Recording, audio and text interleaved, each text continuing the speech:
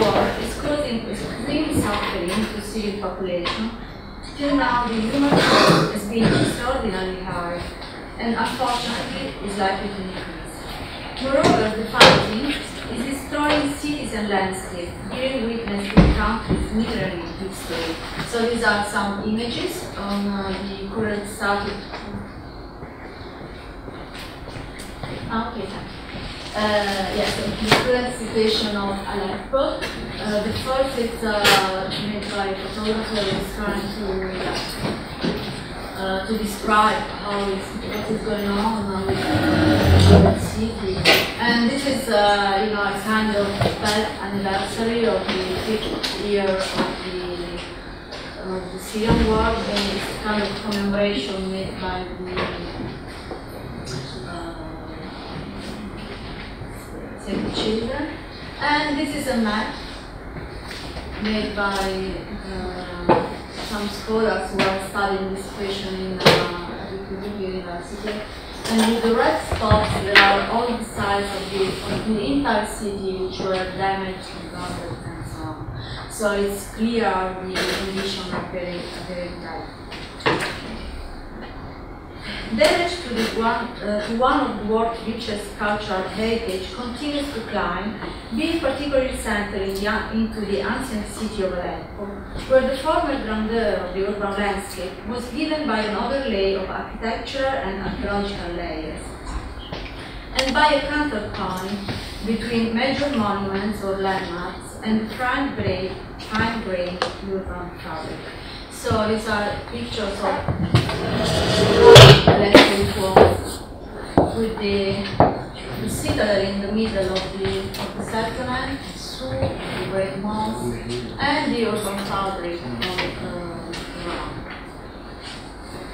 And pictures from the beginning of the last centuries with the urban landscape, courtyard houses, urban fabric, and the citadel on the background.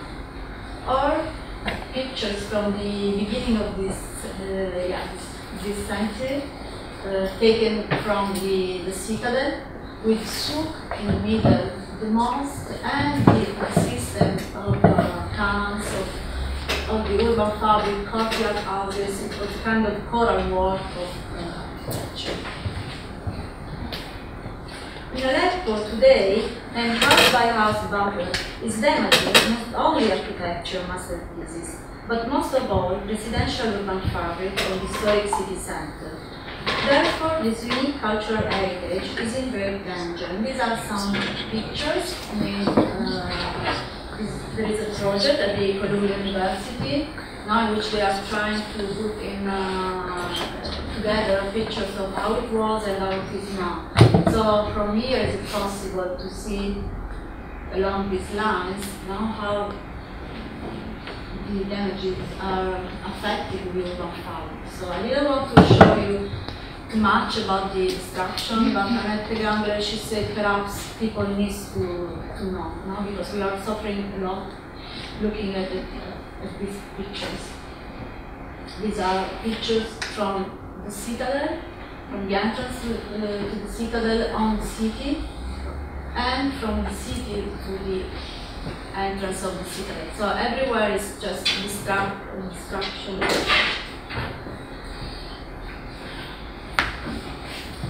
As Annette Gambler mentioned, during the 80s of last century, 1986, Aleppo was inscribed into the World Heritage Site. And not because of its monument, but because of the uniqueness of the architectural and urban fabric of the entire urban morphology. So this is the reason why you can really know why the city was inscribed into this. So this is why we don't have to think just at the monuments, we don't have to think just at the souk or the citadel, but we have to focus our attention also on housing the urban fabric in its whole, in its complexity. Under these circumstances, a thoughtful and rigorous reflection on future design strategies for recovering urban fabric of Aleppo, and particularly the reconstruction of residential historic neighborhood, seems all the more urgent. One of these days, hopefully, the war will be over, and we will face, from the one hand, the destruction of entire historical districts, and on the other, the right of Syrian people to get back their homes. In the short term, one of the most urgent needs is documented damage and giving people a shelter, perhaps in their own houses. In the long term, the goal of rebuilding destroyed or endangered historic neighborhoods should not be abandoned. But how can we expect to ensure these goals, and at the same time to propose strategies for the reconstruction of this World Heritage Site, which is now a battlefield? In a moment when the Syrian building, architecture, and archaeological heritage is subject of destruction and looting, what does it mean to think about the future of the Syrian cities and their historic centers? What can we do to prospect a possible solution? Something was started a few days ago. There was a meeting, a UNESCO meeting in Berlin, and I don't know, more than 200 people were together to try to talk, to deal about the present condition of Syria and about possible future strategies. So I wanted to share with you now what was said, just to, to try to understand if there is a way to work, to move along this, after this meeting. People who participated in this meeting were from, of course, different background, approaches, and so on. But basically, what was said was that Syrian people must have a significant role into this phase, into the short term, medium term, and long term, from now till the end of the war and after, from the reconstruction. And some ideas were shared about the possibility to deal with the short-term, medium-term, and long-term strategies. From the short-term perspective, what is clear is that we need to collect documentation. Pre-war documentation, that means what it was, how the architectural heritage of the city was, and the current condition, so how the buildings have been damaged and yes, documenting everything regarding that. And promoting, what is needed is promoting global awareness, to let people know what is going on. So, for the end of this period, which is the end of the battle, let's say, we expect that the accurate documentation should be ready for this phase. This short-term perspective is related to the long-term perspective. So what can we do to prepare to day zero, or the moment in which everything will be over? So first of all, we have to plan emergency, we have to plan post-war responses, but as architects, urban planners, people here at this workshop, we have to try to develop strategies to prepare to the future reconstruction. And one of the most important recommendations, from my opinion, that was given during this meeting was to adopt the historic urban landscape recommendation approach, which was developed by the UNESCO in 2011, if I'm not wrong, and to use this recommendation to prepare the recovery plans. What is this recommendation? It's a recommendation that invites people not to consider the city as a sum of monuments, not to consider the city as something which is fixed in time and in its form, but to consider the city as an urban organism, which is something that changes. Even if when we are talking about historic sites, historic cities and protected cities, we have to consider the possibility to adapt the cities to the changing of habits, of needs, of everything, of life. So this recommendation, or this approach, sees and interprets the city as a continuum in time and space. So something which is not frozen, but something which is changing. And which is given by the sum of actions and buildings we were made in time by a group of people who had different needs, different ideas of space, of housing, of ways to use the city in time. So cities are changing, and we have to adapt these cities to the current needs of people. Cities are not made by monuments. Cities are made by urban fabric, by housing, by the complexity of the interaction between these. Again, from this meeting, what came out? Okay, we have to think not just a short-term perspective, not just a medium-term perspective, but also to the long-term perspective. But we cannot think that there will be a day zero from where we have to start again. We have to learn from the past. Different kind of past experience are ready now to be used into this process. Examples from previous international conflict experience were suggested to take into consideration these examples.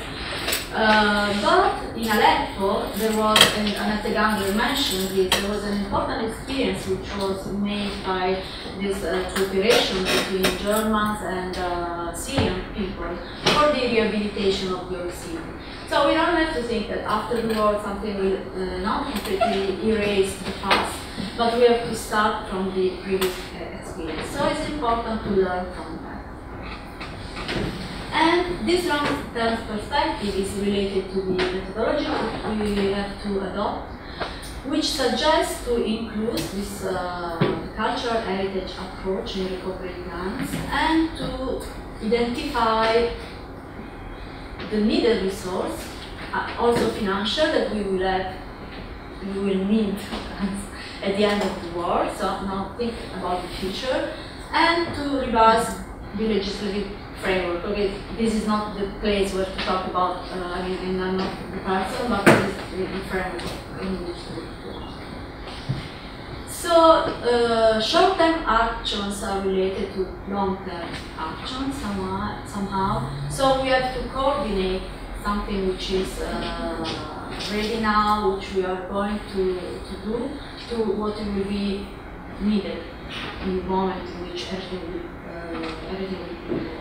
So basically, we have to gather information. We have to prepare 2 boxes or 2 kits for the end of this situation, and we should develop some ideas. We should exchange ideas and talk about this and try to, perspective possible solution. So, following this recommendation, there are some questions arises, at least in my mind, and this is what I want to share with you to start this debate. How can we document the house-by-house traditional residential architecture and cityscapes in this time for destruction, or recover their importance as cultural heritage after they have been destroyed? Are there possible methodological perspectives for reconstruction and restoration of residential buildings or historic city centre after the armed conflict? Is it possible to make restoration and reconstruction analysis and design proposal grounded on the need to update to newly released standards the historic courtyard houses of the urban fabric of the cities? And first of all, perhaps, does to protect cultural heritage mean to preserve the Syrian people cultural identity? This is another point which is very important to protect the cultural identity of these people who are still in Aleppo, who are going to To give responses to future Aleppo conditions, we need to focus on these issues, in my opinion, and in particular on the study of landscape transformation processes caused by the war, and on cultural landscape preservation of Syrian historic center residential neighborhoods, which are under attack. Special attention should be given to the need for documentation of the pre-war condition of mixed-use district of the World Heritage Site or the ancient city of Aleppo, as well as on the use of typomorphological methodologies for the post-war design of destroyed neighborhoods, such as Parafra and Bayada. It seems urgent also to focus the international debate on the reconstruction of residential and mixed-use historic neighborhoods instead of only on the soup or the great use. In the 80s of last century, the construction, and this is important because the pictures that I'm going to show. Because in the 80s of the last century, the construction of tall buildings along the cutting inside the ancient city of Aleppo's urban fabric undermined the existence of residential courtyard houses around them. These are the buildings which were built. Tomorrow, at the end of the budget, a sensible policy of reconstruction, perhaps with skyscrapers, will finally destroy the consolidated structure of the Aleppo's ancient city urban fabric that in the last decades the patient and careful building and infrastructure restoration work was trying to record. So these are some pictures where I just try to highlight the existence of the presence of these tall buildings along the main street, which were cut into the urban fabric of Aleppo, which were built after some the implementation of some urban plans. But tomorrow a group of students will go in detail about this program, and you can see this building here in the background. They were built along the street, but their construction through the crisis, the urban fabric of courtyard houses near them. So it's important to think that the urban morphology and the topology that we have to use, even in urban area which will be destroyed. And not because our action could cause some problems or not to the future development. So, but during the meeting at the UNESCO, it was suggested to learn from the previous experience. So, what has been done in Aleppo by this German-Syrian cooperation? These are some slides, topics which were developed, taken from this toolkit, which was prepared by the German-Syrian cooperation on the rehabilitation of the old city. But if we slightly change some words, we can understand how actually they are still now. So what we can learn from at the urban level from the current and contemporary could be what we can learn from an urban level from the Aleppo experience. Visions on the urban fabric transformation should be compatible with the heritage of the past, but they should be related to the possibility to relate it to change the urban structure because of the changing of the lifestyle. So this is the same of the UNESCO state. And physical conservation and development can strongly contribute to the beautification of cities. So we have to think at the development, but we have to think also on how the future of the city will be. This consideration of urban level affected the urban morphology.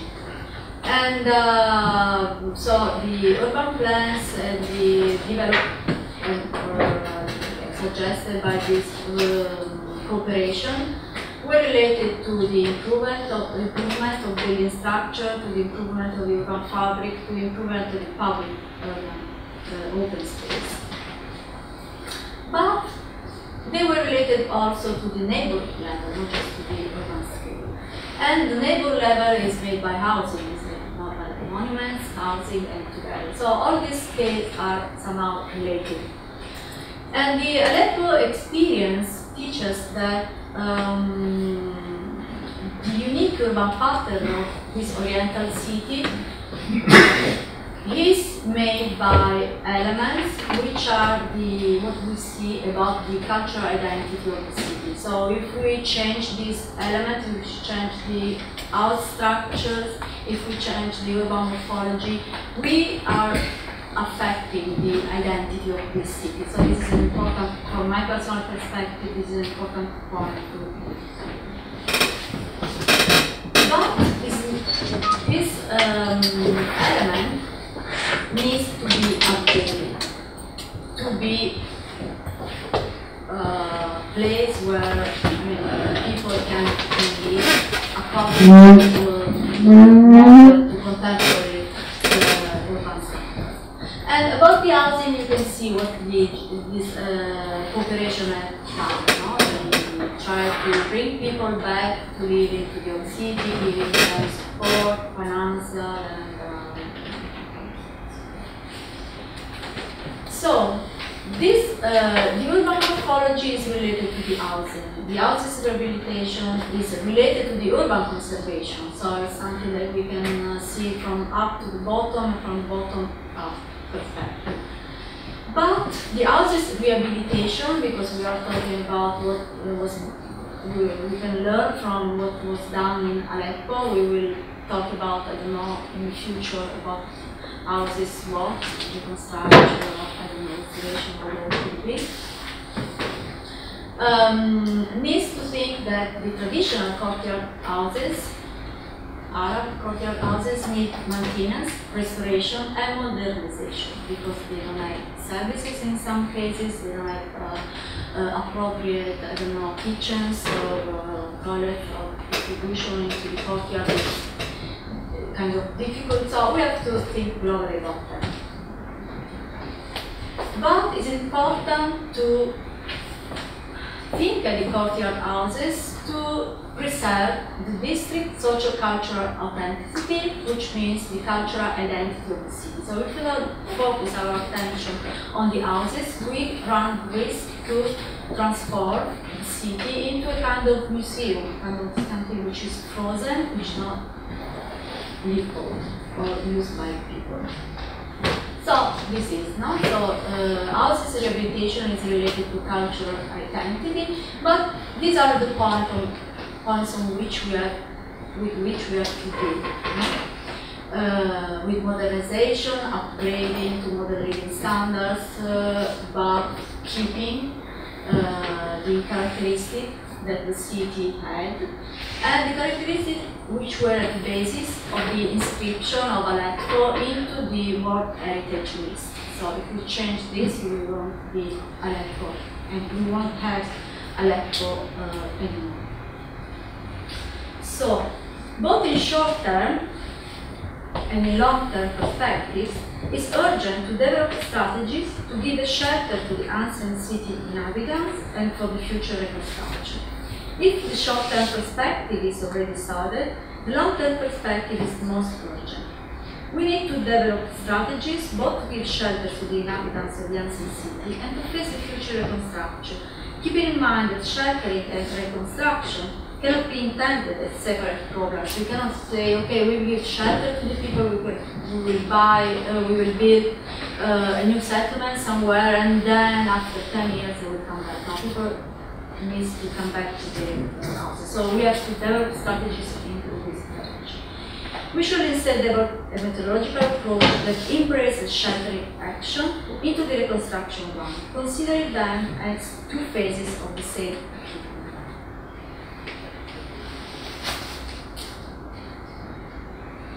I'm sorry, the short-term perspective is most difficult to achieve, As the conflict is under its way, the situation is fluid and it's very difficult to act. In this context, to find a way to document destruction is the most urgent. During the last decades, a number of organizations and scholars have been working on the documentation of the Aleppo's unsensitive historic buildings. Despite this, even if the most important palaces and houses were studied, less attention was paid to a house-by-house study of historic courtyard houses. Architectural surveys and documentation have mainly focused on other building typologies.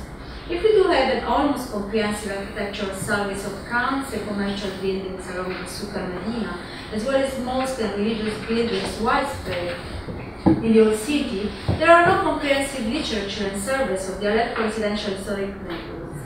Many organizations are working to preserve the existing documentation to avoid its displacement in the West, and to create a network between groups and scholars with aim to implement a comprehensive archive. It's hoped that under the auspices of the UNESCO, this action won't remain uncoordinated, but will be brought back into a unified action of direction. The long-term perspective is urgent as well.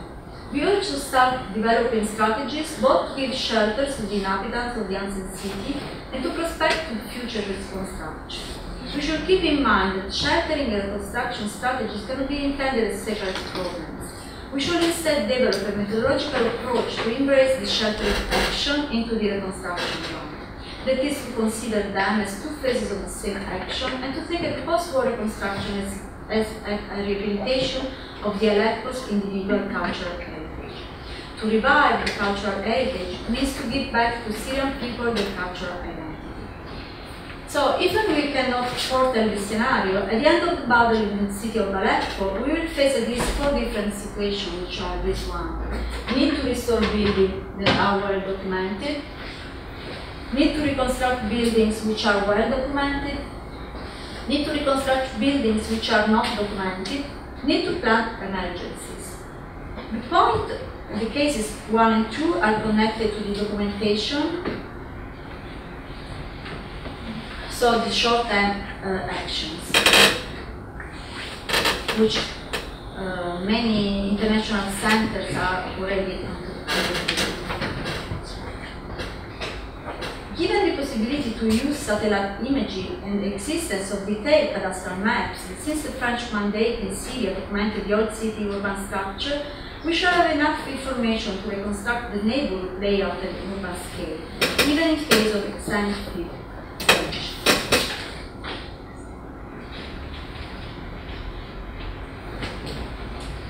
How to face point 3 and 4 is a little bit harder. The questions that arise is how to approach from a methodological point of view. Have I 30 or 45 minutes? So have I 30, 40, so 10 minutes. The question that arises is how to approach from a methodological point of view the reconstruction of houses, or in some cases entire neighborhoods, which are not documented or partially documented. How we will approach the reconstruction of building plots which were already profoundly transformed for the war and consequently do not have any particular architectural value. I will give you an example. This is the one in yellow. When I was a PhD student, I visited that group of houses which were on plan, on the footprint, identical to the French cadastral map. I entered the houses and they were completely transformed. New floors built with concrete stairs and so on. So I say, okay, this is not heritage, and I didn't take this. I'm a little bit joking, but this was my approach. But this is a problem because we have, we have cadastral maps, we have satellite view, but we don't really know what is inside the houses. So apparently it could be, related to the traditional urban morphologies, but it should be changed. So now we don't know exactly what we will face when we finish it. And the other point is how we will provide shelters into their own properties to the old city's inhabitants. Is it possible to think to solve emergency and reconstruction problems as steps of the same process? This is the question that I'm repeating in this presentation. Is it possible to give to the inhabitants methodological tools to rebuild step by step their houses? And this is the point that I want to focus during this workshop. Following the logic which was at the basis of the formation of the ancient city's urban landscape. So, in the absence of exhaustive documentation of the ancient city courtyard houses, this methodological approach seems to be crucial. In these cases, question arising now from where to start, which approach to embrace, which mistakes try to avoid. So I mentioned this experience of the 80s, the construction of these high buildings, so we have to be aware that we could make some mistakes. And yes, as the eclipse of the memories ending over the Aleppo's future, when the war hopefully will be over, it will be important to rebuild its urban fabric in continuity with the past and with the traditional structure of the ancient city. This is my perspective message. It will be also important to retain the uniqueness and diversity that Aleppo has always had against possible attacks of globalization given by oblivion or economic interest. And that has allowed the old city to be listed as UNESCO World Heritage Site. The future of the city shall be built on the uniqueness of its architectural heritage and in continuity with the World Heritage Site architectural characteristics. Consequently, to face cases of restoration or reconstruction of buildings which are not documented, as well as to make emergency plans to give shelters to the old city's inhabitants, we should try to rely on a type of morphological approach which starts from an interpretation of the formation process of the urban fabric courtyard houses and proposes design solutions that are in continuity with the consolidated characteristics of the building fabric and structure. I'm not going deep into this point because the students will present this tomorrow. By the way, in Aleppo, the courtyard houses were built according to some logic given by the best orientation towards the sun, the winds, and so on. Steady characteristic of the entrances, of the elevation, and so on. So we should learn from what it was and try to develop a design approach in continuity with the past, going into this process, no? Try to work into the process of construction of the building of the city in time and try to be part of that, to be in continuity with the past. Such design approach will turn out to be necessary to the lack of a house-by-house architectural survey of the neighborhood destroyed, so we don't have documentation, so we have to do something. And of an exhaustive literature about the morphology of the Aleppo residential buildings outfit. To this aim, we must start recognizing the typical behavior of building types and analyzing their formation and transformative processes in order to design in continuity with the existing building fabric and respecting the founding principles of the Aleppo's traditional courtyard houses. It follows that a further short-term action should be given by the analysis of this typical behavior to establish rules and criteria for the future design. In this way, we could have a solid base of knowledge to prevent approaches solely based on economic speculation, which can transform the historic city center from a coral wall to a skyscraper forest. Every city is a living narration of this history, but also faced and is a stone translation of the people who live there, who preserved it, who transformed it in time, and who probably rebuilt it.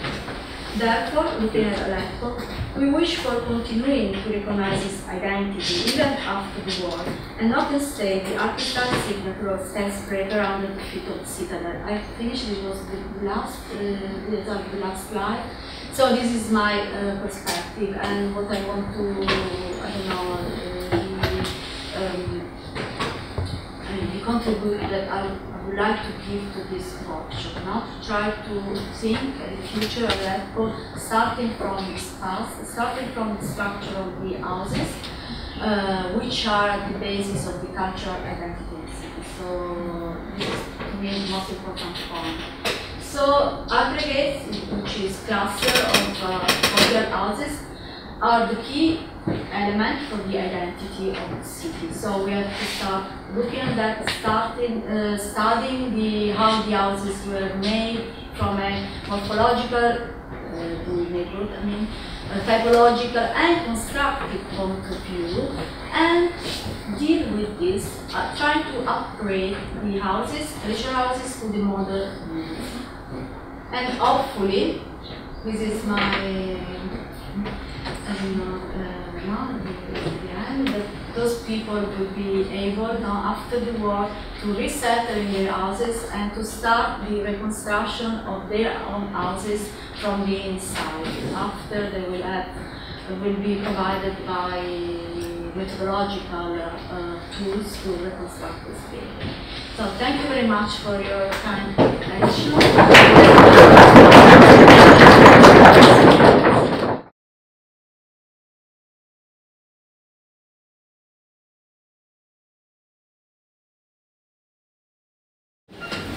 I'm going to change the scale a little bit, looking a little bit at the larger picture and then zooming in very much on the smaller picture inside Aleppo.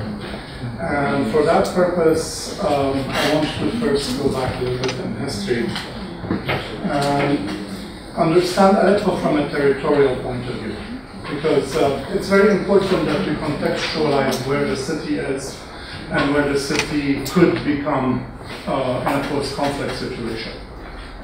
This is a map of Aleppo towards the end of the 19th century. As you can see, the governorate of the Wilayah of Aleppo was such a huge site where Aleppo had quite a bit of centrality. But we have to distinguish between different kinds of centrality. The political one, which was the bigger Wilayah, and basically the governor in Aleppo was responsible for security and subduing unrest, political unrest in favor of the central government in Istanbul.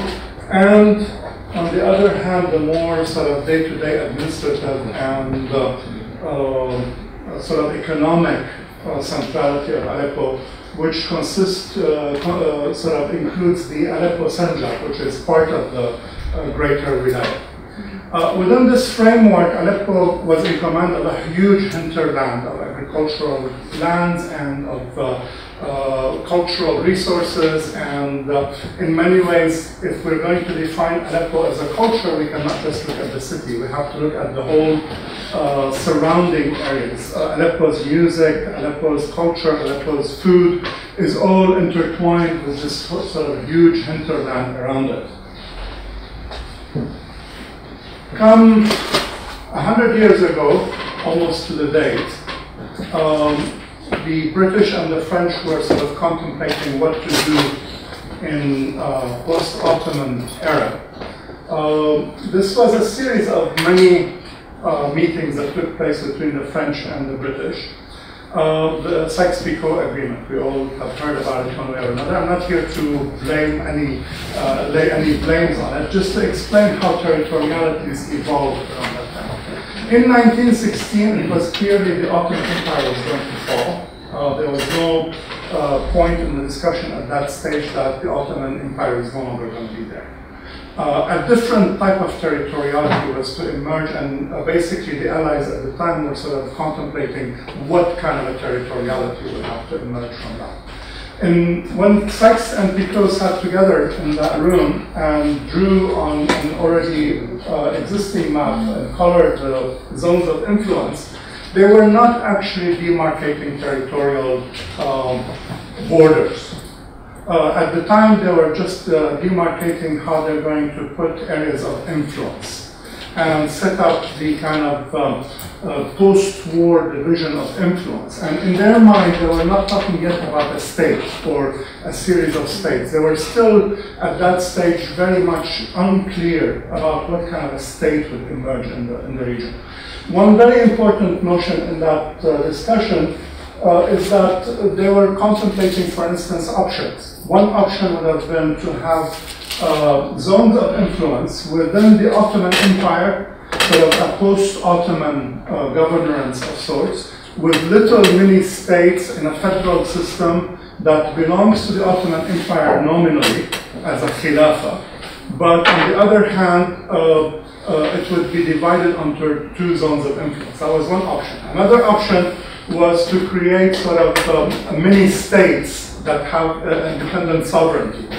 The question would not be resolved actually till 1923, when the final sort of agreement on borders took place, and when the whole notion of a mandate was established. If we go back about 20 years back in history, even before World War I, and look at the political discourse that was emerging in the West at the time, there was the whole notion that wars were caused by lack of definition of territorial boundaries. And there was the whole question of boundaries as a way to set ends to war. That political discourse was evolving, and in many ways, Europe, that has gone through different iterations of its own territorial demarcations, was struggling at the time with the notion of boundaries. Because if you remember, in Europe, a lot of the boundaries kept changing even until World War II. So a lot of what we take today for granted as borders was at the time still not very concrete in anybody's mind. And it would take a whole range of interventions on many scales before the notion of a state in the modern concept would sort of become a reality on the ground. One of the key terms that emerged about 20 years before Sykes and Picot started their work was the term of the need for demarcation and delineation of territories. That term becomes a model for future management of all territories, from big territories to down to the urban neighborhood kind of language. The French, when they entered Syria eventually and established the French mandate, one of the very first laws that they established in Syria was a law on cadastral management. And the key terms in that law were demarcation and delineation. So in a sense, there was a whole new order of managing territory that was taking place, shaping not only the bigger territorial countries and boundaries and borders, but also shaping the very realities on a very small scale in terms of what is the property, what is the notion of control, who owns, what is the nature of private property, which was completely different in the legal structures before and as they transformed into the future. Eventually, we have a new system that has emerged in Syria. Through several iterations, the French tried to push for a federal state for a particular period of time, and eventually they failed because the nationalist sentiments of many of the Arabs that were still not yet quite Syria at the time, but it was shaping up to become Syria, decided against the federal option. But moreover, because the merchant and mercantile classes of Damascus and Aleppo felt that it was cumbersome for their trade to actually go into a federal system. A national system, a centralized national system, felt a lot better for the local elites. And the local elites eventually negotiated a new constitution in the 1930s that made Syria into a central state. With the central state, sort of the hierarchy of power created sort of a very strong central system. And then power would be delegated to the governorate level from the center. And then from that, we have the districts and the sub-districts going down to the level of villages. Within that system, cities had very little presence. Only the big cities basically the centers of governorates, would have some semblance of local governance, but it was at the same time controlled by the governors who were appointed by Damascus. So the local governance system that was imposed was still very hierarchically structured from above rather than from below. And that system produced a new Aleppo, an Aleppo that is much smaller, that is sort of curtailed, and in many ways that was giving most of its resources to the national financial ministry and getting very little in return for its wealth that it is actually putting into the system. Aleppo is the town and the governorate that produced almost 1/3 of the industrial production of Syria, even more, and it was in control of almost the bulk of the agriculture. And in many ways, what did it receive from the central government was very limited compared to the resources it actually provided to the central government.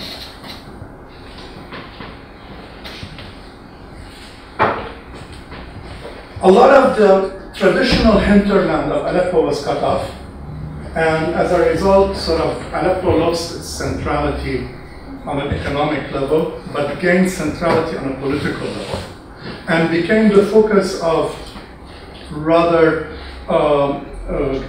huge cleavages, because its wealth was so much now concentrated only in the city, and there was very little relationship between city and countryside. This was done in 2010.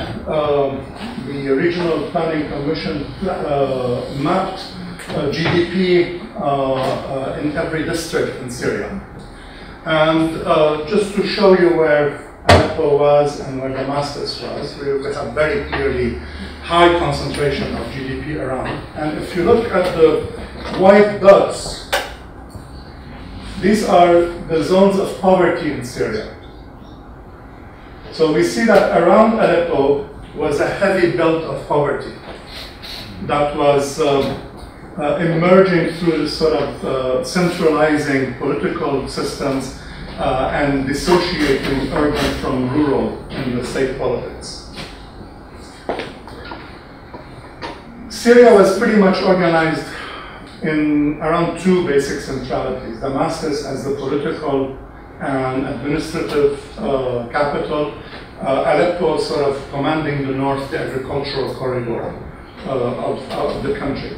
And around those two corridors, powerful elites have emerged. Elites in the private sectors, but also elites in the political system, in the Ba'ath Party, in the structure of power, in the very notion of and the geometry of elite power in Syria. This is the structure of the GDP. You can see very clearly sort of Aleppo and its sort of centrality in there. By contrast, these are the zones of deprivation. Any chance we identify these territories today with ISIS? Probably not. To go into the structure of that centrality, we need to look even closer. This is the GDP per region in Syria. So this is not only Aleppo, but Aleppo and Idlib of sorts. And this is Damascus and rural Damascus. So in grand figures, Aleppo is slightly more, has a slightly higher GDP than Damascus and its region. It has slightly higher population. I'm talking about the northern region specifically. And in many ways, if we're going to understand things a little bit better, we need to understand a little bit. This is the total GDP of Aleppo, and that's roughly how much of it is government spending. And the rest from here to here is private sector. This is Damascus by contrast, which has a very high GDP along with its rural hinterland. This is how much the public sector creates in its GDP. So we have very clearly different types of structures of power Damascus very much dependent on the central state, Aleppo very much dependent on local elites that are producing wealth in conjunction with central state instruments.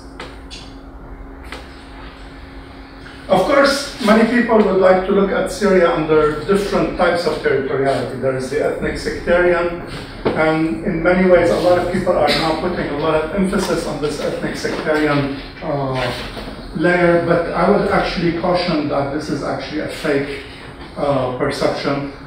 For the most part, these things were not very much in shaping the political reality in Syria, as a lot of people were moving around. There was a lot of internal migration. A lot of people from different ethnic and sectarian backgrounds have moved to the big cities. So I would actually caution against using these maps too much. They are important on some level because they are being used today as a political discourse, but they were not physical realities on the ground in many ways. The more defining type of territoriality is the relationship between cities and rural areas. In the year 2000, 2001, Aleppo made the turning point from becoming a mainly rural country to a mainly urban country. And we passed the 50% of the population living in urban areas. By the time the conflict had erupted in 2011, approximately 55–56% of the population had become urban. And in many ways, the big wave of urbanization that took place in the 80s and 90s were in the big cities, but subsequently throughout the late 90s and into the 2000s, it was the small and secondary cities that were growing, and they were growing at a much bigger rate. And unfortunately, when they grew population-wise, they did not grow administratively. So there was still the dominance of the central city in terms of its provision of services, political patronage, in terms of its control over the surrounding. A town like Douma has a population almost as much as a town like Dara, which is a center governorate city. But it is a secondary city, so therefore it has the same municipal staff as a small town somewhere else. But these towns grew around Damascus considerably, and they had lacked infrastructure, they lacked recognition, they lacked services, and most importantly, they lacked recognition of their political realities. So there was not sufficient people from those areas into the local councils of governorates. There was not sufficient people in those areas into decision-making processes, into parliament, so they felt very much disenfranchised.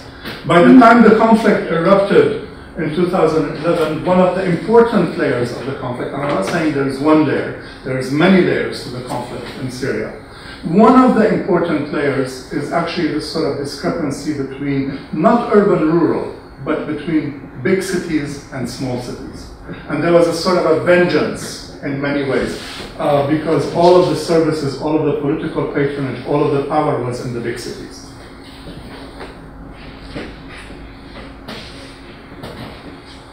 Again, it's important to look at Syria territorially from a social point of view, because it's not the ethnic sectarian per se that defines it as much as the local patronage, social patronage networks. The tribal systems that have different loyalties, the power elites that sort of deal business with each other. So the kind of important territorialities on a social level are different from the ethnic sectarian. They are very much around the big cities. The Ba'ath Party, despite its rhetoric to support the farmers, actually ended up with its policies supporting cities, and in many ways, the cities became the hubs of political patronage. Let's go back a little bit to Aleppo now, and understand how the city sort of emerged from the 1920s onward.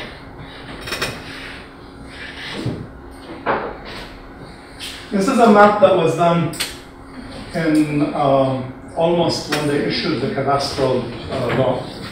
And in this map, they started sort of defining, demarcating, and delineating.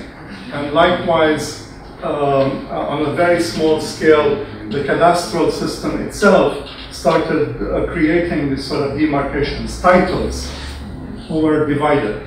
And by doing so, what the state has done, de facto, was eliminate the old negotiations mechanisms that take place after inheritance, after people die. So in the old days, without a cadastral system, when somebody dies, all of the relatives immediately gather, they start bargaining, you take the shop, I take the house, you take whatever, I take whatever, because there were no guarantees. So unless you do it very quickly, you ended up losing your rights. With the state guaranteeing the demarcation and delineation of property, people could put off the actual sort of decision-making on inheritance because the state guaranteed those rights. So we ended up by 3 generations later, in the 2000s, with properties that had 40 inheritors, 70 inheritors, in some cases 200 inheritors. And a lot of the property in the old city had that kind of a fragmentation into it. And in many ways, I think one of the biggest challenges is going to be in a post-reconstruction situation is how do we deal with property rights? It's not just about morphologies, it's not just about what style, but how do you reposition people in space, especially when the demarcation and delineation elements of that space have disappeared. Modern planning was also introduced, starting from the French mandate, and then under Syrian national law, and then there was major master plans that were done for Aleppo, one after the other. The one thing that we can learn from that process is every time they were doing a master plan, by the time they finish it, the city would have grown twice as much as the capacity of the city to actually plan. Not even to mention putting the planning on the ground. So you can see here, sort of like in Aleppo, within a 10-year period, the kind of growth that took place. This is the last master plan. Until they actually finished it, Aleppo was under the red when they started it. And by the time they finished the master plan, Aleppo was in the blue. We're talking about a system that was so defunct that completely, if we look on a national level, the formal sector alone, that is public housing, private formal sector housing, cooperative housing combined, could not produce more than 1/3 of the actual housing stock in Syria. And the rest was in the informal sector. The planning could not keep up, the state-run programs could not keep up, and we had an endemic situation of informal housing. By the end of the year 2000, this is sort of the demand curve, this is the production curve, the supply curve in Syria, on how much housing was supplied. And this is the demand curve. So even though in the last 4 or 5 years before the conflict began, there was an increased reform and they actually made a lot more public land available for private construction, and there was a big jump in sort of the number of square meters available for formal construction. By that time, the population that sort of was born in the 20 years ago or 25 years ago was entering the housing market. And we had this sort of big boom in the demand. So in a sense, there was this much of a gap between what the market, formal market could actually provide and where people actually needed. If we look a bit more carefully where the demand was, this was the urban, the supply. This was the urban supply, and we see this sort of like where things started shifting, and this was the rural. But don't be fooled. From this point on, everything we're calling rural is actually the suburbs of big cities. So in reality, there was very little rural formal development taking place. It was mainly the cities that were sort of consuming everything, and everybody was moving to the cities. So creating major centralities in the cities. By the late 2010 and stuff, the state was willing eventually to start entertaining strategic planning instruments rather than spatial planning instruments. So Aleppo, for instance, received through the work of GIZ at the time some discussions on a sort of flexible planning framework. On the national level, they started looking at regional planning frameworks in a more flexible manner, rather than spatial planning per se. But it was too little, too late. By then, it was the gap between the supply and demand had been tremendous. This is to give you a little bit more sort of details on Aleppo. In 2000, the average price of built-up areas in the city. This is pretty much the formal areas of the city, and these were the informal areas of the city. You could see the gap in what people own. This is the income per household, and this is the density distribution, which is the reverse of the situation.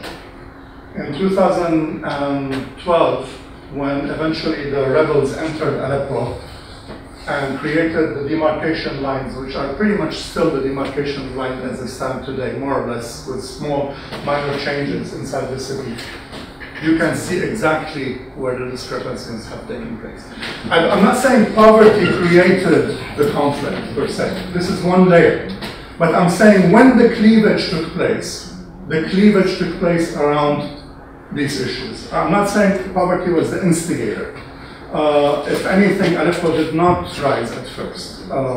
It was much later that, and through the rural elements coming into the city, that Aleppo eventually went into the conflict.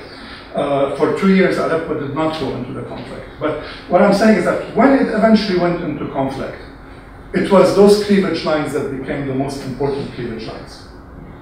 Today, as we are talking about Aleppo, we need to look at a different kind of territoriality.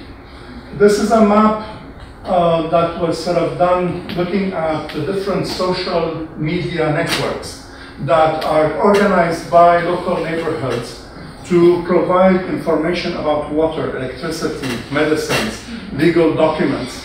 There's approximately 300 such networks around Aleppo. Some of them deal with the neighborhood, some of them deal with sections of the city, and if you look, they are across the dividing lines. Aleppo has a vivacious civil society that is working despite everything on many levels. Aleppans are working on different ways to sort of also understand the conflict, and what they have done in many ways was negotiations on water versus electricity, on allowing garbage to go from one side to the other. So in a sense, also they were very resilient on finding issues for how to provide alternatives to water, alternatives to electricity. So there's a lot of resilience in Aleppo, despite the fragmentation and despite the war. And this is primarily right now the only resource left in the city. And in many ways, it is an informal resource, and it is a resource that defies formality. And it's very important to understand this, because if we go into the Reconstruction mood and ignore this, we are actually ignoring what kept the city alive in its vital, critical moment. And it's a question of what kind of a memory we want to keep. Do we want to keep the memory of a community alive that have actually protected the city and work to keep the city together? Or do we want to eventually come in a reconstruction process from the top down and wipe this layer by bringing in, yet again, top-down state policies? This is very important in the narratives that people will form of their history eventually. We have seen a lot of maps like this for the conflict, where different players are, and each time the map changes. This is 2 months ago, it has already changed. I'm going to suggest that these maps are not good maps. Instead, what we need to do is look at Syria more or less in these kind of maps today, where the cities are, because today 5 years into the conflict, almost going on 5.5, 80% of the population live in cities, as opposed to 55 5 years ago. So there has been a major transformation even beyond the urbanization of the 80s and 90s. So we're talking about major urbanization. While the whole population is reducing, a lot of people have left. 1/4 to 1/3 of the population is believed to have left Syria, even though the UN does not recognize but the figures of the UNHCR. But a lot of Syrians have left without registering with the UNHCR. And when we're doing the counts of the different cities in Syria, we're realizing that a lot less population is there than what everybody is anticipating. But nonetheless, of the population that remained, the majority have moved into cities. The rural areas that, remember that diagram in 2010, I would say it's today more like this. The rural areas have been wiped out systematically. And Aleppo, in that kind of a context, have lost a lot of its GDP. So the centrality of Aleppo is going to be very carefully weighed in the future. Moreover, if we compare the volume of the loss to the capacity of local administration and local institutions to manage things, this is the volume of the damaged housing stock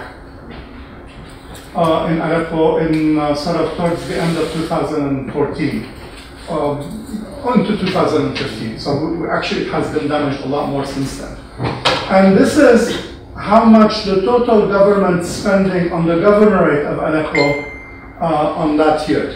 That means for the housing stock alone, if we're going to rehabilitate the housing stock alone using public funds, we're going to need 4 years of spending on nothing else. No personnel, no education, no health, no security, nothing else to cover the reconstruction of housing. In reality, the construction sector at most can absorb 10% of local resources. And then there's other parts of the GDP that comes into work in such a situation. Which means that we're probably going to look at a 40-year reconstruction plan using available national resources. Well, it's not going to happen. This sort of notion that let us fight 2 more months and then we will win, and once we will win, we can rebuild, was the biggest lie that led all the Syrians to believe that if they went into the war 2 more months, they can win. Well, that situation is no longer believable to the Syrians. From last year onto this year, the most searched Google word in Syria today is Germany. So the Syrians are no longer believing the political discourse of reconstruction. They're no longer believing the political discourse of we will win. In reality, the people have lost hope. And from 2015, mid-2015 till today, it's very well because nobody has done the statistics, but we're doing city-to-city reviews of different neighborhoods, sort of taking samples. And invariably, we have lost probably by now approximately 6 to 7 million people outside of the country. A reconstruction process is going to be different. So we cannot take the national averages because in every region, in every municipality, in every neighborhood, we will have different weights. So you're going to have to look at the exact situation in every town, in every neighborhood. You cannot say, okay, the national average is like this, I will divide it. And there's going to be actually a lot of contention. Why that neighborhood got more? Why that city got less? I would say at this stage, it's important to realize that a national strategy for reconstruction is a fake paradigm. Because in many ways, we need to look at what exists and still remains on the ground today to be able to actually lead such a process. There has to be 2 cycles. One cycle that is the local cycle and one cycle that is the national cycle. And with each cycle, things will improve a little bit. The notion that there's going to be one day where the conflict will stop and reconstruction will begin is a fake paradigm. Aleppo right now has approximately 20 armed groups on the opposition side and about a dozen or so armed groups on the regime side fighting in the city. And it is a stalemate. The Russians and the Americans will not let any one side win over the other. So most likely Aleppo will be the last piece of the puzzle in a very long political process that will be the Syrian peace process. And the likelihood of Aleppo sort of turning into one side or the other is going to be almost nil, unless eventually over a long period of time something will come out of it. So most likely we're going to live with a divided Aleppo, like Nicosia, like Berlin for many years, where Aleppo will probably be divided over two governance systems, two systems of power elites, two systems of local interests, and two visions of territoriality. One vision of territoriality that is very much central, which is the central government vision, and another vision of territoriality that's very much decentralized, which is the rebels' vision of how they want things in the future. Eventually in Syria we're going to have different geographies, and each geography is going to renegotiate its relationship with the center, and that's going to take a long time. So whether they agree in Geneva or disagree in Geneva, we have realities on the ground and new territorialities that have emerged. And the paradigm I want to put on the table today is, instead of waiting for the big deal to happen, let's look at what exists on the ground today. On the ground, through informal networks, people are trading. And cities on the regime side buy their vegetables from towns and villages on the rebel side. Cities and regime sites provide electricity to areas on the rebel side. These informal networks happen, and if we look at the boundaries, the political boundaries between regime and opposition areas, the political boundaries are thick. The economic boundaries are very thin. The social boundaries are very thin in many times. There are cousins here with cousins there, and these are the networks that are enabling people to survive. So rather than wait until the whole thing is resolved, we need to work with these existing networks and try to figure out mechanisms through which we can sort of keep people alive and increase the potentials of them dealing with each other. Now, the problem with this model is that up till now, Western powers and Russia had different visions on this approach. The Russians only thought in terms of one model. Local ceasefires where basically they surround an area, they bomb, they have Aleppo until it surrenders, and they call that peace. On the other hand, the European powers were like, no, we're not going to surrender, we're going to keep these people alive and fighting, but we're not going to give them enough to win. We're going to give them just barely to stay alive and fight and be barrel-bombed. So we have a paradigm here. And that paradigm has actually created a lot of suffering for Syrian people. Neither side has been dealing with Syrians in a humane manner. Neither side has actually engaged the Syrians honestly.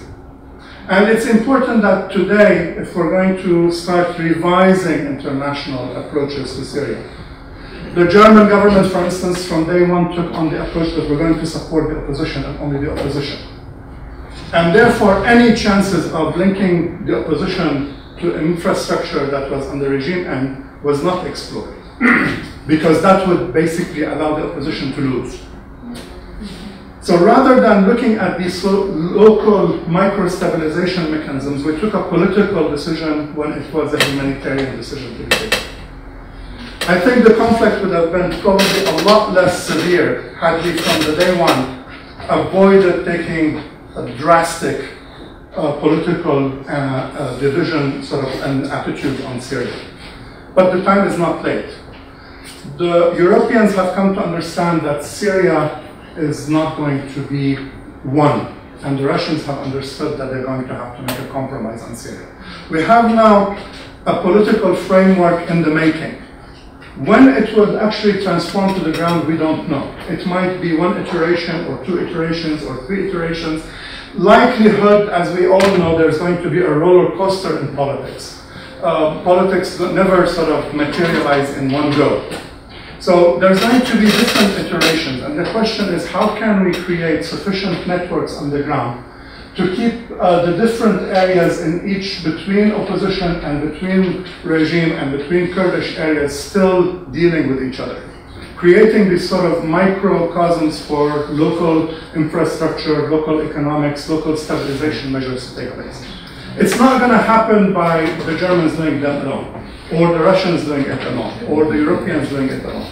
We're going to need more coordination between the different parts, and I'm here today to actually put on the table that there's actually some positive direction in that, some positive moves in that direction, and that people for the first time are actually starting to sit across the table, the big donors, and are actually asking themselves these questions now. So there's a chance today to actually change that paradigm, looking at the resilience of local communities, looking at what is there on the ground, and trying to forge peace from the bottom up. To go back to Aleppo, okay, so we had throughout history different manifestations of how things have moved. In 1258, when the Mongols came into Aleppo and wiped out pretty much the living hell out of the city, there was not a single construction in Aleppo past that day till about 40 years. It took 40 years before reconstruction took place in Aleppo, but eventually Aleppo came back. The question is, how will it come back? Will it come back through a reconstruction program? I seriously doubt. The total damage in Aleppo now is probably in the range of about $1.5 billion to $2 billion in the old city of Aleppo, that is. And nobody's going to pay that money. It's going to compete with health, schools, electricity, water. It's going to compete with different types of patronage and different types of priorities. The reality of the matter is we can sit here and think about beautiful schemes all along about how things are going to turn after the war, but the reality of the matter is that that's not going to happen. So the question is, where do we go? This is the Souk of Aleppo, the Souvagema. I was there at some point when we were doing the planning for the Souk. And we did beautiful master plans, and we did beautiful master plans for the whole old city before actually the destruction of the city took place. The point is, we established a norm, and then there would be one little corrupt public employee who would take 500 liras and change the whole process of what we did in terms of planning. Syria has despite its authoritarian rule, has a very weak governance structure. And in many ways, we're going to expect that even if the money was there, the corruption that's going to be rampant in a post-conflict situation is going to prevent us from actually implementing those things. So the idea of actually going in and building for people is not going to happen. We're going to need to think about how we work with people. They are already on the ground in Aleppo, and I think some of you have already pointed that out. NGOs that are working on documenting, NGOs that are working on even some restorations. These need to be sort of worked out a bit better. We need to think about the demand side, what people will need. Because if we're going to work against people's needs, nobody's going to follow up. Nobody's going to believe in history and archaeology because they are good. They're going to have to meet their needs. And unless we meet their needs, nobody's going to follow them. We have that from before the conflict. We've seen it. And when Syria was actually at its apex in terms of responding to heritage and international UNESCO codes and whatever, nobody followed them. So the reality of the matter is, in a post-conflict situation, we need a different way of looking at this. To be a bit sort of sober about this, we did in 2010 an economic study on how much it would need to restore the old city and rehabilitate it. And at the time, for the housing sector alone, for a family to maintain a historic house, this is the average family need to maintain a historic house. This much was the income of the family. So basically, this much would have gone onto housing.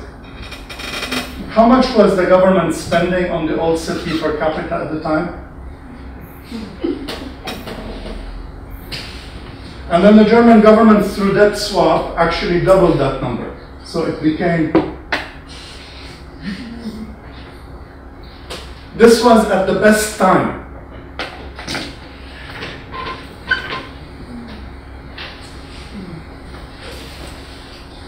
A few other things just to keep in mind. This is actually looking at the population that went into Lebanon. This is the demographic statistics on the population that went into Lebanon. And one thing that we have realized is that approximately, and this now is being verified in different other places in Turkey and other places, and also looking at the picture from the different cities. The average population in Syria before the conflict was about, the median was about 19 years old. So it was a youthful country. And in a sense, there were a lot of people coming in the workforce, and there was a lot of these people, particularly the young men, left the country. And particularly the educated left the country. So now, in most cities that we have been monitoring, the median age is coming to about 28, 29, in some cases 30 years old. There's a demographic gap that is going to keep catching with us. In Europe, if you guys remember, you are worried about your elderly, that nobody will take care of them in 20 years. Actually, it's starting even now to a certain extent, but the problem is going to be catastrophic in 20 years for Europe. In Syria, we are going to go there very quickly. There is not going to be the labor force, the educated labor force, and there's not going to be the youth who will come in and populate the reconstruction process. Moreover, that that labor force has shifted in the country. And for them to go back somewhere to work is going to require that that area is stable, that area is safe, that area has some investments. And these are big ifs in the context of Aleppo. So we need to change the paradigm. We need to move from centralization to accepting decentralization as a new paradigm for decision-making processes. We need to understand informality, because we can no longer create these sort of normative, beautiful solutions that cannot be implemented. If anything, the beautiful normative solutions increase corruption. They increase the inability of the state to deal with the problem. So we need to deal with informality and accept informality. We need to move from spatial planning into flexible negotiations, because in the future it's all going to be people who have guns in their bedroom. Even if they don't parade them in the street, everybody will be having a gun. And you're going to negotiate in that kind of an environment. So planning is not going to make sense in that situation. Negotiations may make sense. We need to think about, rather than reconstruction, we need to think about redevelopment. Syria, if we think about the development ladder from this table to the ceiling, and Syria was not in the middle, slightly less than the middle. Today, Syria is here. And in many ways, we're going to need to think about redevelopment in Syria. And importantly, we need to move away from supply-side economics. The state will have no business in building for people, because the state will have no money to build. And the more the state will be building, they will be actually taking the money from somewhere else. And most likely that someone else is corrupt, crony capitalistic networks.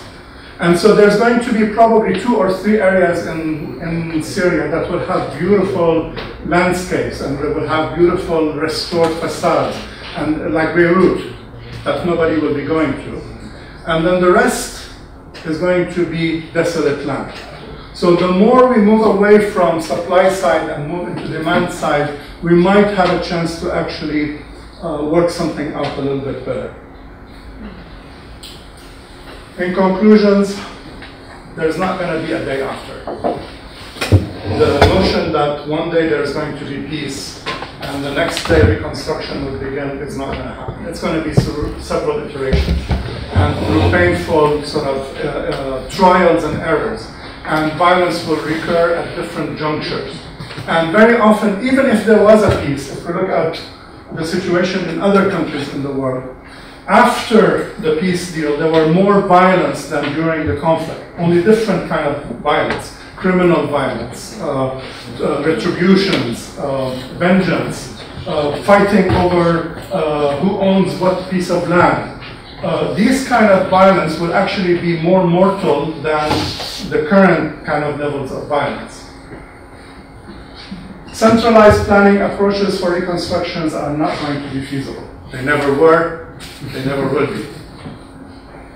Urban growth will mainly take place in the informal sector, with a few exceptions where neoliberal policies will incentivize limited investment opportunities for the emerging warlords and their regional partners. But those will look really good on camera. And they may bring in a few 100,000 tourists eventually in 20 years. Sorry.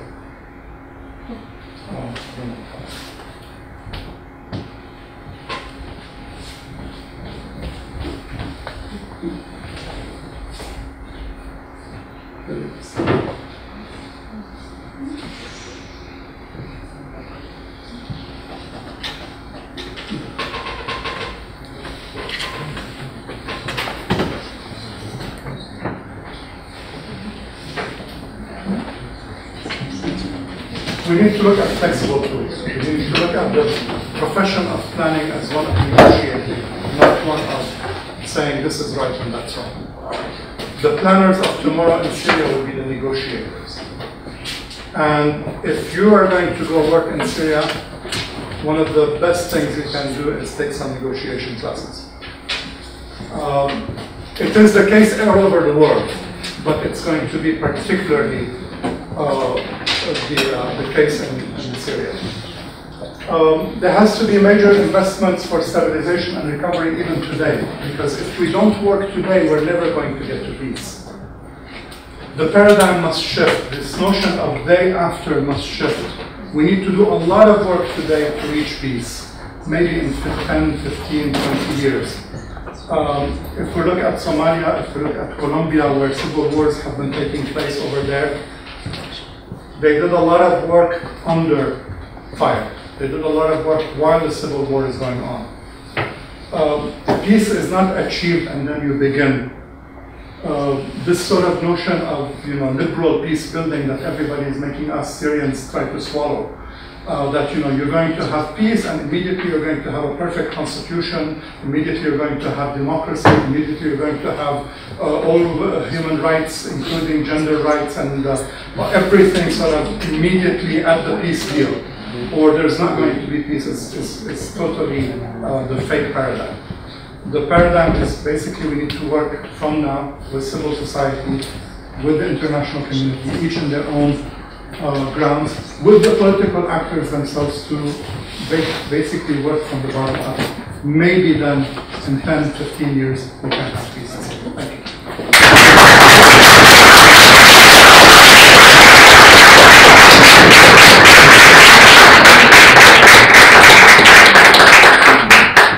Thank you very much for this call for a change of paradigms and for making us aware also of the crucial role of society. We're already networking and quite a lot on the ground in quite crucial points. Again, I would like to take just 5 minutes if there are any questions for clarification, immediate comments. Otherwise, I'll suggest we take the discussion at the end.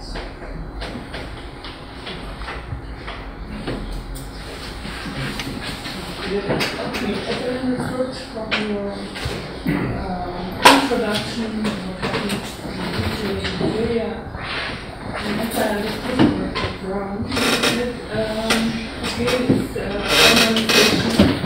organization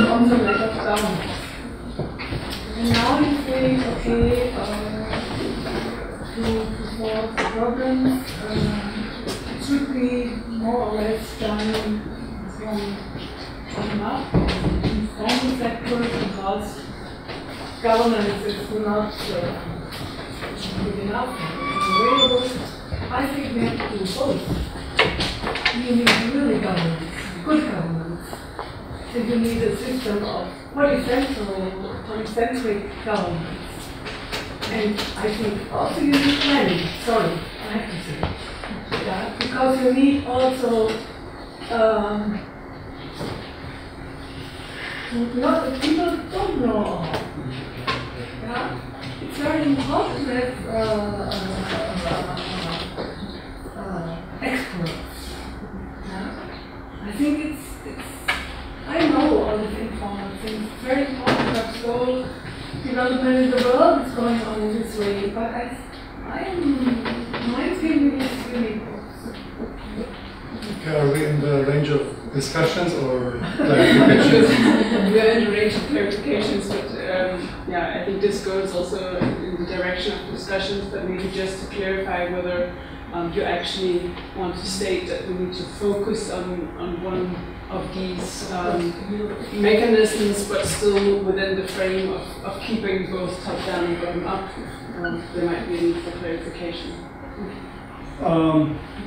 At the end of the day, there are now multilateral actors working in Syria. There's UN, there's international donors, there's government, there's opposition government, there's local governments on all sides that are working in Syria.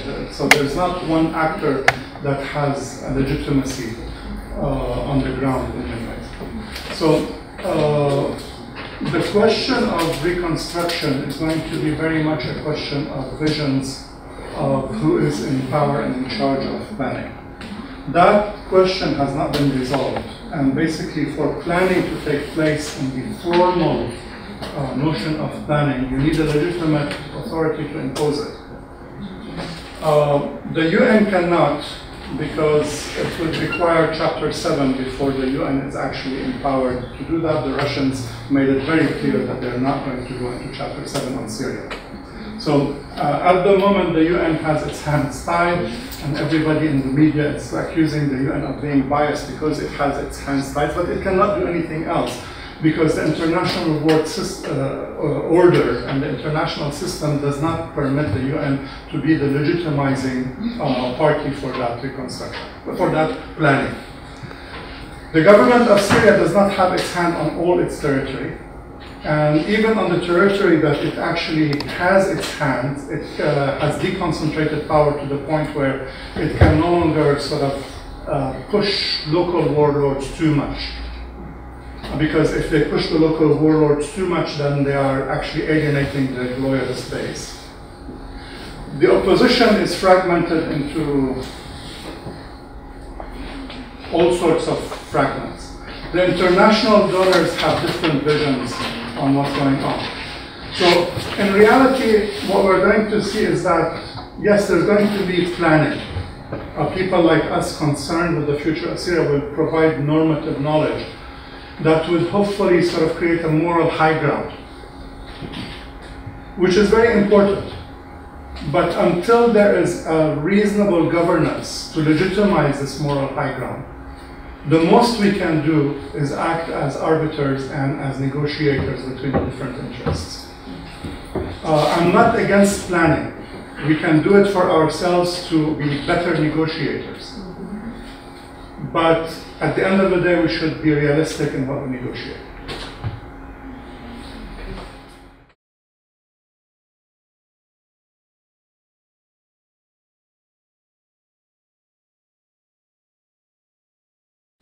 Great. Okay, thank you very much to everyone for coming out today and for people who invited me here. I have to say that Omar's stolen quite a lot of my thunder, in the sense that I do very strongly agree with his perceptions of this conflict. And indeed, it may actually be worse than the way he has described it. We know a significant amount about how conflicts end, how they develop, and we've seen an awful lot happen in the past 15 years in a number of different places. And what we do know is very much that there is no single point at which peace arrives. As Omar said, often violence worsens after a peace agreement. What actually happens is that vacuums appear, different territories, political spaces open up. And when you have those vacuums, what you often have is an expansion of violence. So what we're likely to see after some agreement is signed in Geneva, and probably will be an agreement at some stage, is actually a worsening of violence. One of the reasons why we're going to see a worsening of violence is a very deliberate effort by certain actors to consolidate positions at that particular moment, and particularly economic positions, and particularly positions that are going to be focused around land and certain resources and control over key neighborhoods and districts in cities like Aleppo. So very unfortunately, what we're likely to see is significant worsening of violence and significant worsening of social tensions around issues such as land tenure in particular. And this has been an enormous source of problems in Iraq and in Afghanistan. And there are a number of patterns that we're likely to see somewhere in Aleppo in this kind of very murky period when some sort of peace has been declared and yet that process is being worked through in a very complicated way. So we're very much likely to see the big surge of international organizations that come in to countries. So you have the UN coming in with large numbers of people, you have an enormous variety of NGOs, you have all sorts of aid agencies and technical groups, the World Bank, all sorts of people like that. And their most immediate impact on the city is in the midst of the worst housing crisis it's ever seen. They will push rents up to astronomical levels. So you'll see rents in Aleppo for a house in a kind of nicer suburb in the western part of the city with a wall around it that can be protected, that's on a street that can maybe be blocked off. Rents for those houses will be $25,000 US a month. And the people who own those houses, who will probably be abroad, will be making huge amounts of money during this initial surge. I mean, again, we've seen this all over the world: Mogadishu, Kabul, Baghdad, all sorts of places. People who own houses in the old city, even if those houses are intact, will not be seeing those sorts of incomes because you can't secure a house in a neighborhood like the old city of Aleppo. So you're not going to see anything along those lines. So you're going to see enormous and exaggerated income inequalities emerge between those, the haves already, and the have-nots. You're also going to see, I think, a major surge of population to the cities. Omar already mentioned this, and the population of cities has mostly declined, but it's likely to go back up very significantly once people start returning. The countryside will be denuded of most people. You're going to see very limited development in rural areas, partially because that's not where aid money immediately tends to go, and partially because of the sort of continued drought and problems with water supplies, a number of other issues, has made it extremely difficult to survive in rural areas. So you're going to see large numbers of people move to the cities again. What we've already seen is that the cities are now, or certain parts of the cities are now substantially occupied by people who are often too poor to flee. So again, you've got a population that's likely to be substantially rural, not particularly educated, not particularly connected to the city. So it's not going to have a nostalgic vision of the city as something it wants to recreate and rebuild. Instead, it's going to have, and it's been shown to have, a relatively hostile attitude in some ways to some of the heritage issues in the city. Certainly not going to be a population that's going to be rushing to rebuild in this way. It's going to have to be, by force of situation, focused very much on its own economic ends. The wealthier population is, as each year of the war passes, is going to be less and less likely to return. So So unfortunately, there are 5 million or so people who've left the country. A certain number of those will go back, particularly people who are in the frontline states, who may be existing in a kind of hostile, difficult environment, with their savings running out, with education opportunities limited and whatever. But any refugee that has already arrived in Germany or Canada or whatever is very unlikely to actually return at any stage permanently. We've seen this in places like Afghanistan and Iraq. Refugees do go back for short-term periods, but of course their income opportunities are often limited when they do go back. What tends to happen is you end up with people who go back for business. They will run a business there, they will have somebody who manages it for them, they'll even maintain properties there. But you lose a substantial amount of the kind of educated middle class. That's incredibly important to have that educated middle class if you want to maintain some sort of ballast in your society that will promote democracy, that will promote good governance, that will deal with these sorts of things. And unfortunately, it's very hard to see a scenario now in Syria in which that comes back with any degree of rapidity. Now, not every post-conflict scenario is as bad in many ways as Syria. One of the great problems with Syria is that it had 50 years of astonishing misrule before it lost 50% of its GDP, and most of its population was either internally displaced or driven into exile. And so consequently, its resilience is going to be extremely low. If you take a country like Germany after World War II, what you saw was a country that bounced back enormously quickly. By 1960, large numbers of guest workers were being invited into the country, such has been the level of economic growth in that time. You're not going to see anything like that, unfortunately, in Syria.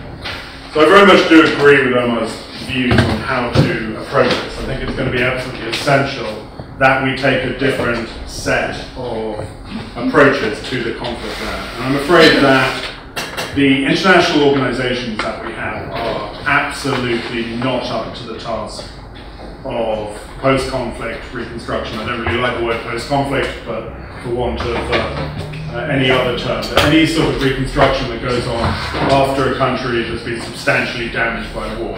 And we've seen this in Afghanistan.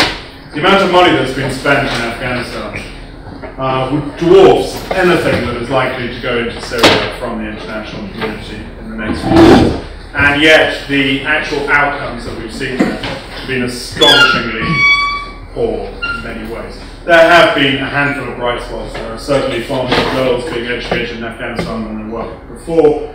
There has been some improvement in health. Life expectancy is up. There are a number of areas of improvement. They were starting from a very low educational base, although if this war goes on for much longer in Syria, they're going to see a similar level of damage to their education system. So, what can we do about these sorts of things? Well, one of the great problems with the development systems around the world is that they don't focus on cities. They're generally very poor at addressing urban issues. The experience in Kabul shows that there was zero preparation for massive influx of people. Kabul essentially went from having about 500,000 people when the Taliban fell in November 2001. It probably has somewhere around 5 million people now, although nobody knows exactly. What it does have is astonishing traffic jams, appalling poverty, incredible levels of crime, kidnapping, 20 tons of fecal dust entering the atmosphere every day because it has inadequate sewers and water supplies and everything else. And it's a city that is fomenting violence in itself. It's going to turn into an Afghan version of Karachi in many ways. It's going to become one of those cities that's a sort of boiling, violent, unmanageable space that exists really outside of the law, outside of governance, and outside of these things. There's a huge danger, of course, that could happen in Aleppo. But I think there are some things that can be done, and I very much agree with Omar when he says that we have to start now with these things. We should have started 5 years ago. We should have systems in place that address the realities of contemporary conflict. The realities of contemporary conflict is that they mutate very quickly, they often last a long time, they very rarely end in a nice peace agreement or a nice neat accord. When they do end, they often spawn new forms of violence. They develop war economies that become intractable and almost impossible to eradicate once they've established themselves. And I think this is already the case in Syria, that we now have a war economy which in some ways is helping people survive. I mean, all of those networks, all of the fact that ISIS sells gasoline to people in Aleppo and to the government and everything else, all of these things in some ways are keeping the place running. But they're also investing power and money into the very worst people in that society. And they're creating political obstacles that will make it unbelievably difficult to reach any sort of peace or any sort of redevelopment of governance. And because of that, we're going to face just enormous obstacles untangling the very strong incentives to maintain violence, because most of these people who are running war economies want to operate in an environment of perpetual conflict. They do not see any particular benefit to peace, governance, better behavior. They actually do quite like some of the ideas of democracy, because it's relatively easy to get themselves elected into positions where they then can essentially control the flow of money that goes through governmental institutions. And what you've seen in Iraq, for example, ferocious competition for elections to get into parliament, where they are among the world's best paid parliamentarians to begin with. And then secondly, they have enormous corruption opportunities, where you can then bleed the country bleed the government dry, and then you're out on a plane to London or Paris before the next election. And if you look at the turnover in the Iraqi parliament, you can see that it's been nearly kind of 100% with each election, because nobody expects to stay long, nobody's investing in a long-term political career. It's grab everything you can grab right now and get out. And unfortunately, I mean, we're going to see a lot of repetition of all of these sorts of things. So I don't want to be too pessimistic. Some very gloomy looking faces out there. It is, I think, a really horrible situation, and I don't think we're prepared for it, and I don't think we're thinking about it in the right way in many ways. But I think there are things that can be done. We need to reattach these cities to their hinterlands in various ways. And we need to re-engage with the rural community. And that we can do in a whole number of ways. By, for example, there are groups already in existence that are providing seeds to plant small gardens all over Aleppo, because people need to grow their own food in these particularly desperate situations. Now, you have to, because of the nature of agriculture, particularly the nature of agriculture in Syria, that became a highly mechanized, input demanding form of agriculture, you do have to adapt things. They need new seeds, they need new techniques, they need to know how to take seeds out of plants and replant them. They need sustainable forms of agriculture, and these sorts of things are being introduced, and they are having a small-scale impact. But when you start to build those things up, you can start to have a much more dramatic impact on at least food security for people, enormously important, because malnourishment is spreading across the place. I think we can do that in terms of architecture and urbanism as well. We need to find ways to help people reconstruct right now. There's no point in waiting. People already are rebuilding. And you can see this in parts of Aleppo. If you look at satellite images, for example, you can see that in some of the Kurdish neighborhoods, you're starting to see reconstruction. Now, part of this is opportunistic land grabbing of various types. People going in, grabbing land, building something on it while they can. So some of it is going to cause problems in the long term. But I think there's an awful lot that we can do in terms of helping people do that. We also need to develop and sustain skills outside the country as much as possible. For me, one of the great tragedies of the current situation is that there are about 100,000 Syrians who should be in university, and almost none of them are.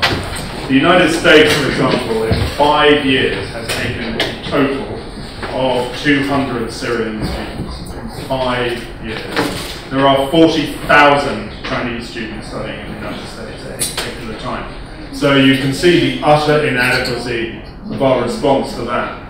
The one thing, there are relatively few things that we can do, but education is actually one of them. And we need a much more concerted effort to do this in a whole number of ways. There's no simple one-step answer to this. You can't simply say, sign up for MOOCs with Khan Academy or any of these things. They don't always work. They're not necessarily helpful to educate people in that way always.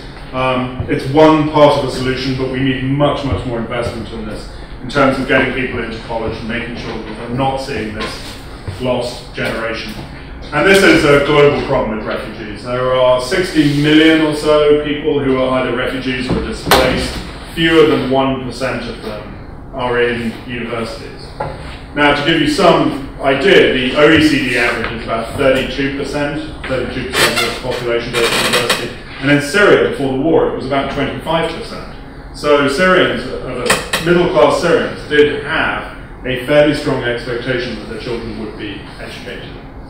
So what for those of you who do care about Syria, I'm sure you all do in various ways, I think the one thing that we can do is, because it doesn't necessarily impose things on people, it doesn't necessarily lay out a plan, it doesn't set us into a rigid paradigm that we can't adapt even in this very fast-moving, fast-changing environment. Educating people provides them with the mental tools to engage in a whole new array of ways, and it provides them with a resilience. And at worst, it provides them with an education that will make them a more successful refugee. One thing I think everyone has to acknowledge, and I think it's particularly important for those of you who deal with heritage and these sorts of issues, is Aleppo will never be the same place. When eventually there is peace there, it will have a very different population to the one that it had before. It will never look the same. Which is, I have to say, I've never actually been there, and I work in it. And it's a source of immense sadness that I never saw Aleppo before all these things happened.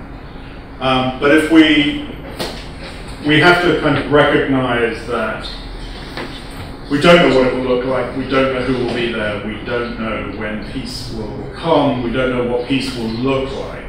So we're dealing with such a vast array of uncertainties that we can only really address things in a very fluid and flexible way. And that, I think, really has to come down to education. It's probably the only real response that the international community can engage in. Beyond that, I do think that there are a variety of approaches that are relatively small scale, that rely very much on providing resources to people so that they can then do things for themselves.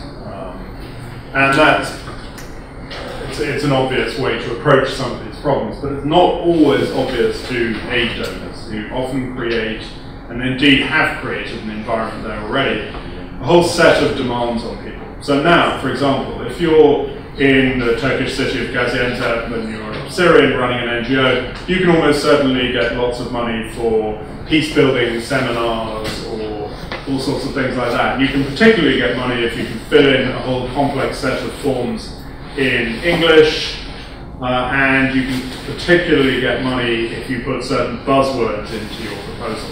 What you can't get money for is the sorts of underground groups that are operating all across Syria.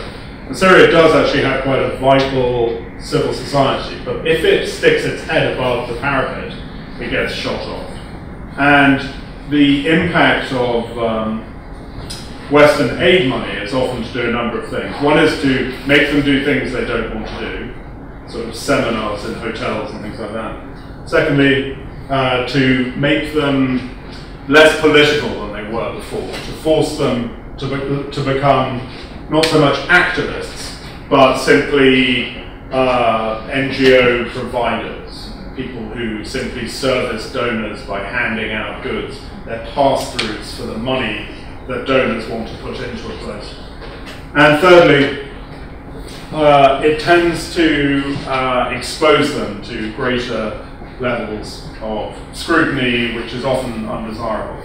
The way to get things done at the moment in Syria is to be invisible, it is to negotiate on the ground, it's to take each step in such a way that you're dealing with local commanders or whatever, and you're persuading them that it's in their interests to do this. Now this is very, very possible, and it can even be done at quite a considerable scale. And as an example, I'll point you to an organization called the Swedish Committee for Afghanistan. During the Taliban's rule, for about 4 years, the Swedish Committee had 40,000 girls in school across Afghanistan. In some provinces, Uruzgan, for example, there were actually more girls in school under the Taliban because of the Swedish Committee than there had been under any previous regime in Afghanistan. And the way they did that is they went to commander by commander in a very quiet way and essentially said, look, we're not doing the health clinic, we're not doing the irrigation project, and we're not doing any of these other things that you would quite like unless we can send girls to school. And we'll do it very quietly, we won't tell anybody we're doing it, we won't announce it to the world, we won't embarrass you in front of your more hardline commander over in Kabul or in the next province or whatever. But by negotiating in this sort of way, and this I think is really it is the point that Omar already made, which is it is about negotiating what you can get on the ground in that particular circumstance. And yet the paradigms of aid delivery and reconstruction do not allow that on the whole. They want you to go in and do a gender project. Well, Syrian friends of mine working in Aleppo say the second you put the word gender of women into a project, it falls apart on the ground. People don't want it in a variety of ways. You can do an awful lot of things for women without using the words gender or women in the proposal. And in many ways, that's what you have to do in these sort of circumstances. So we need to find ways to be much more flexible. Aid agencies need to understand that reconstruction in all its forms is something that is going to have to learn the lessons of the past 20 years. And the lessons are mostly not good. We've spent an awful lot of money not improving Afghanistan, and even more money making Iraq a massively worse country today than it probably was under Saddam Hussein. We need to be extremely cautious about our interventions in a certain way, but they shouldn't be these massive, large-scale visions of societies that we don't necessarily understand and we can't predict where they're going. Instead, what we need is a much more finely tuned, local set of responses that are driven very much by deep analysis on the ground. So in terms of many of your work as architects and urban planners, things that I'm not, by the way, I shouldn't claim any expertise in this area. But I think we do need to think very much about what are the small inputs that can be made that help people. What are the ways to overcome some of the key obstacles? Getting money in is going to be a huge obstacle. As long as things like US sanctions and financial sanctions are in place, people are going to find it very hard to send money from, say, Germany or Canada or wherever back to Aleppo to fund the reconstruction. And 99% of reconstruction will be done by that. I have one area where I do feel that it's occasionally quite important to do something slightly different. I would really like to see the souk in Aleppo rebuilt, and rebuild with a substantial foreign funding to it. It needs to be done in a sensible way. It needs to take into account all of the interests of the people there. It almost certainly needs to improve the infrastructure that was in there. But I think almost every city needs its important public spaces, and that without them, it's hugely difficult to bring communities back together. If there are not at least one public space in which people from all different groups, all different classes actually mix, then it's very hard to get people to come together in such a way that they recognize a certain common identity that goes beyond religion or political faction. In both Kabul and Baghdad, what you've seen is this astonishing obliteration of public space, the securitization of public space. So the green zone completely sealed off to the vast majority of the population. Different neighborhoods sealed off with enormous concrete walls, militias guarding the gates. You can't drive from point A to point B in Baghdad anymore. You have to drive through a whole alphabet of different points to get where you are. A journey that used to be 20 minutes is now 4 hours. And there's been an utter obliteration of public space. Now you are probably much better educated and knowledgeable about the issues of public space, but I do believe that without a core public space, without something that gives people a sense of regeneration and hope, then a great many of the other things will take much longer to come together. And it strikes me that in Aleppo, the souk would occupy that. I mean, this is not it has parks and other public spaces, of course, and one hopes that they would be regenerated. But it does seem to me that occasionally we mostly need to focus on very small scale things, but we probably need to do one big thing that recreates a space that people can call their own. I just want to end on one kind of little note, which is both terrifying and in some ways optimistic. And in some ways it points to what we should be thinking about. I don't know if any of you know about this project called the Seed Vault in Svalbard in Norway. I just spent last week in Svalbard, and if you haven't heard of it, don't worry, I hadn't heard of it until I went there last week. It's an island in the Arctic. It's an enormous island. It's actually several islands. The whole archipelago is half the size of the rest of Norway. And it's about a 3-hour flight north of Oslo. So it's about it's the northernmost permanently inhabited place on Earth. And there is a former coal mine that has now been converted into a seed vault. It's trying to capture every food seed found on Earth. So they already have more than 5,000 species in this vault. It's in the permafrost. It has a very sort of high security aspect to it. You can't get anywhere near it, you're not allowed in it. Twice a year it's opened up for new additions to the vault. And it's sort of a doomsday project funded by the Norwegian government and part of a treaty signed by 200 nations to give as many of their seeds as possible. Only Russia and China have refused to donate their food seeds to this project. Anyway, in April this year, Syria became the first country to withdraw seeds from it. And the reason for this was the destruction of the seed repository in Aleppo, where there was a center for arid agriculture. So this project that was really planned for the sort of darkest times, hundreds of years in the future, when maybe there'd been some apocalyptic event, a nuclear war, an asteroid strike, whatever, which is aimed at preserving the possibility of food in the distant future, has already proved useful in that it's been able to replenish the seeds that were lost in fighting around Aleppo. Those seeds are in Lebanon now, they're not going back to Syria quite yet because the whole institute has moved to Beirut. But it gave me, I mean, for me it was enormously poignant and sad when I heard this and just saw this seed vault recently. Because it shows you the extent to which so many things have been harmed and destroyed in Syria.